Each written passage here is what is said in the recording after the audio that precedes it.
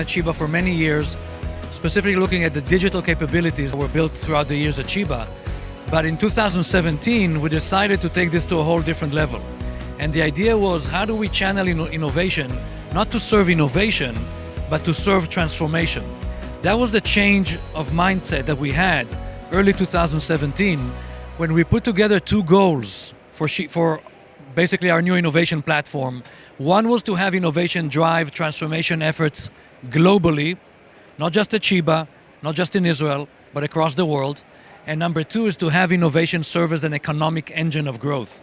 And we say economic engine of growth, not because we're looking for a nice check to come into Sheba, but because innovation has that capacity to create this ripple effect that will have an impact on the community, on the city, on the state, on the country, and even globally. And this is what we're trying to figure out. How can we push economic engines? How can we have this drive communities and not just specifically the hospital itself? And to do this, we had to base ourselves on these four fundamental principles. One is focusing on digital health, which we all understand is the main transformation vehicle. Two is to focus on both organic innovation as well as open innovation, so innovation from within our own institutions, but also innovation from outside of our institutions, looking at the richness of innovation that exists in places like this, like startup companies that are all around, and of course looking at international collaborations. There's huge amount of value, and a global company like Deloitte obviously sees that right away. There's huge amount of value by collaborating internationally. When we bring different countries into the mix, when we work with each other to learn about best practices, when we find like-minded organizations that are getting together to transform healthcare across many institutions and have the best of breed technology coming into this ecosystem to serve us through this implementation. And finally, do everything in a structured and scalable approach. And I said to my team right from the get-go back in 2017, if whatever we build ends up being extremely successful at Sheba alone, but remains at Sheba, then we have failed.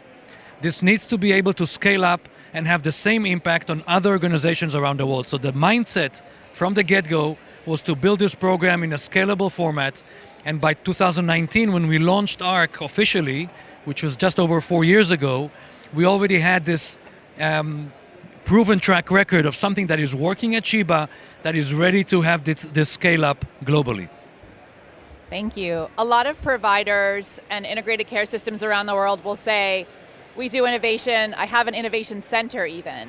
What makes ARC different, special, unique? So ARC is not an innovation center. I always correct people. We know of innovation centers. That's sort of what comes to mind when hospitals talk about innovation.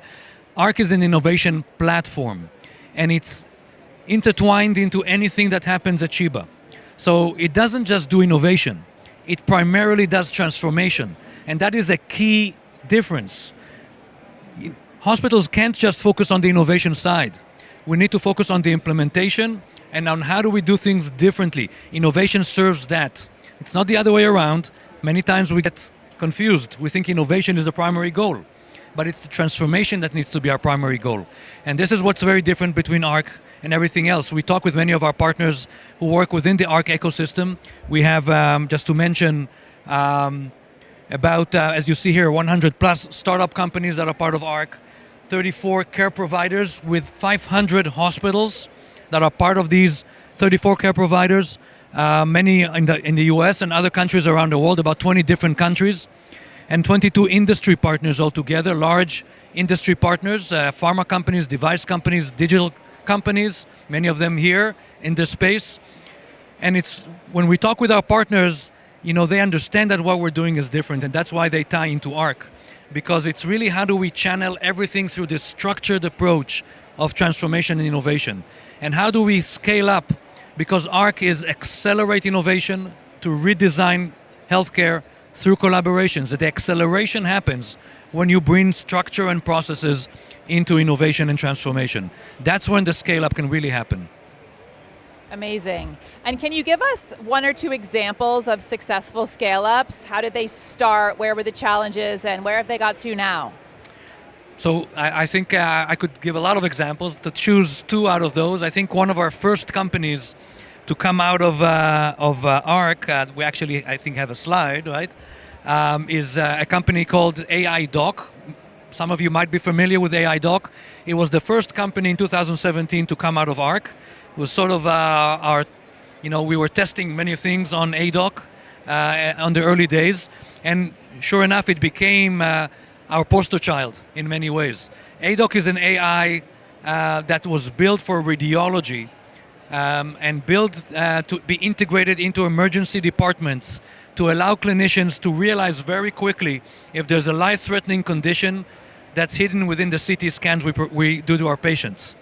And by alerting the clinicians that there's a life-threatening condition, we were able to considerably reduce the amount of time to therapy for many patients. When we studied this, we did a clinical trial, we have seen that on a very acute condition like intracranial hemorrhage, a bleed in the brain, we were able to drive down mortality by 30% just using an AI algorithm that was driven in the right way into the workflow in the emergency department.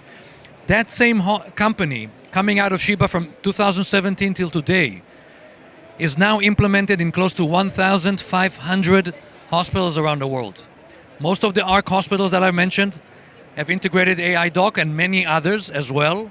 The company is a huge success also financially. They're a unicorn, so worth over $1 billion. And it's one of the most successful stories we've had so far in the short lifespan of ARC. Another one is a more recent development. It's a company called MD Clone. They have a booth here. I just visited them. And MD Clone is a company that basically uses synthetic data to allow us on a daily basis to ask questions of the data for operational decision-making, clinical decision-making, workflow decision-making, financial decision-making.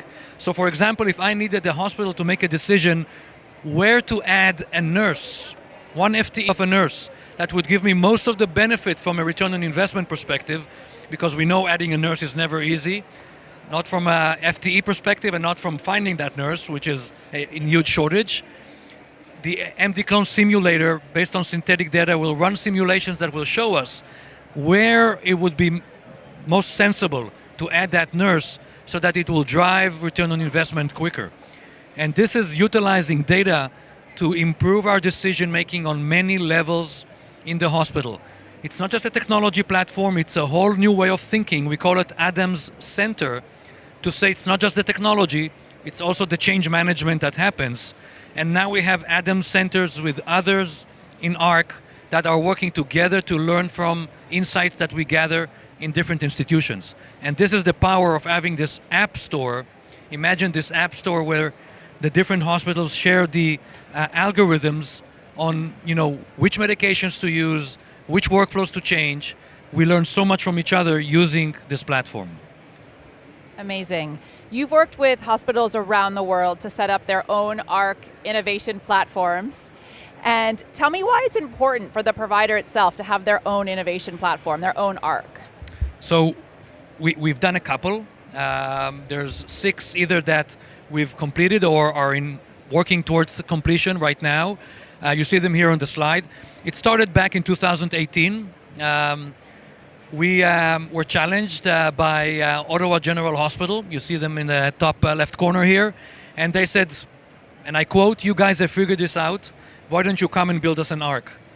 Because they were in the process of trying to put together an innovation infrastructure. They came to Sheba to learn. And once they saw we have this very structured approach to innovation, they realized this could be a great fit for them as well. And so, of course, we said yes. And in 2019, we spent 6 months. Unfortunately, it was including the winter, which I don't have to tell you in Ottawa is not a great fun unless you skate on the canal. And we worked with them to establish an ARC in Ottawa, which we officially launched in 2019. Then coming out of COVID, we've done some more ARCs, as you can see here in this slide. But the idea again was to bring this very structured approach, these processes in place that allow you to create these amazing acceleration processes on entrepreneurship, on commercialization. And just to give you a number, and maybe I'll go back to show you some numbers from ARC at Sheba. This is the impact that the ARC platform can introduce to hospitals. At Sheba itself, we've been leaders in innovation for many years. We were spinning out 3 companies a year, since 2007, I think. And we were very happy. We said, we're a hospital, we're treating patients, that's our primary goal. So spinning out 3 companies is a great, right? I mean, what do we have to complain about? We are spinning out now 20 companies a year out of Sheba, all based on Sheba IP. The scale from 3 companies a year to 20 companies a year happened because of introduction of these workflows, these processes, these structures, and we're seeing the same result with our partners where ARC was implemented in other locations as well. So if you're looking to create that leap, and there's a lot of reasons why we were able to do this, but that leap is only achievable through this very structured approach to innovation that can be implemented in a hospital setting, almost in any hospital. And in addition to the commercialization pathway, talk a little bit about the benefits that accrue to the provider or the care system as well in terms of transformation, improved patient outcomes, that sort of thing. Right, so everything we do at ARC is with the transformation lens. By the way, commercialization is the only way to do large-scale transformation. I tell this to my team, sometimes feel bad that we commercialize everything we do, and I say, if you had the best algorithm in AI in the world, what would that algorithm do if it's not commercialized? If there's no company that can take it out, that can create updates, interfaces to other IT systems, right? There needs to be somebody to support it. Even if I put that algorithm for free on the web, nobody can use it. So the only way, like in ADOC, to create this large-scale transformation that can impact thousands and tens of thousands, hundreds of thousands of lives is through commercialization. So we see the 2 things coming together. We're very busy creating evidence. Sheba and ARC, we're publishing much of the work. I mentioned the 30% reduction in mortality that was published last year on the International Journal for Emergency Medicine. Everything we do is publishable. We create evidence. That's one of the only ways to scale up technology in healthcare, as you know. Doctors are very driven through evidence-based medicine, and that's a cornerstone of what we do, and we drive large-scale implementation. We never are happy with just a pilot. A pilot means nothing. It only means something works. But the hard part is the scale-up, and this is what we focus on, and this is where much of the structures at ARC are geared towards, that large-scale implementation across not just one hospital, but the entire ARC ecosystem of 500 hospitals. Amazing. And just pivoting to the partnership with Deloitte, why did you seek us out? What was the point of partnering up with us? So of course there's a slide for that as well. When we did the work on the 6 sites that I've showed you before, we started getting more and more requests to do this. And also we figured out it's not our main business. We're great at what we do, but we can't travel the world and implement this on a global scale. Certainly not if we want to scale up, and certainly not if we want to do this in the most professional manner. And so we wanted to get a partner that will help us do this, somebody with a strong global footprint. We actually came out with an RFP to find the right partner. The big 5 consulting companies applied. Deloitte, of course, won, obviously. We started working together. We signed a year ago exactly, in June of 2023. We worked for about 8 months to really build a product that would really bring ARC and Deloitte and everything that we can contribute from each organization, as you see here on the slide. And over the last 4 months, we're starting to work together to bring this to many of our partners at ARC and others around the world. So I think it's only this contribution of both sides. Somebody that was able to do this locally, a best of breed in many, many ways, and we hear that nothing else is like that in almost any other place that we've seen, and also a global partner with the vast capabilities of Deloitte to do this large-scale implementation and really scale up ARC. And we're looking forward towards the future to a lot of success together. Thank you. And we are also very excited about the partnership. What is the grand vision or the goals for this partnership? Where do you see us, in 5, 10 years? Oh, great question. I think there's huge potential. I think this type of model can be implemented in hospitals all across the world. It's not just hospitals, by the way. You've seen that we are building an ARC in Melbourne right now. The ARC in Melbourne is serving several hospitals and several universities. And it's being sponsored by the government of the state of Victoria in Australia and not by a specific hospital. We hope to do something similar in other parts of the world as well. And so the capability to bring this model and to drive large-scale transformation efforts where they're mostly required, and I don't have to tell you, transformation in health is something that we're all looking to do. This is what health conference is all about, right? We go to the different stages here. We hear this all the time. So how do we really put together a model that allows us to scale this up? And I think ARC can be that model and can really have a huge global impact across hospitals, communities, cities, countries, and drive the economy as well. I'll say also, we often hear about hospitals losing money. Yes. It became the normal thing. I remember still a couple of years ago when a hospital lost money, they felt a little bit bad about it. They didn't like it on the internet and on the news. They didn't want it to make frontline headlines. It needs to change. We cannot accept the fact that healthcare is a business that loses money, because at the end of the day it goes back to taxpayers. It goes back to all of us to pay back these deficits. And this is what happens everywhere we go.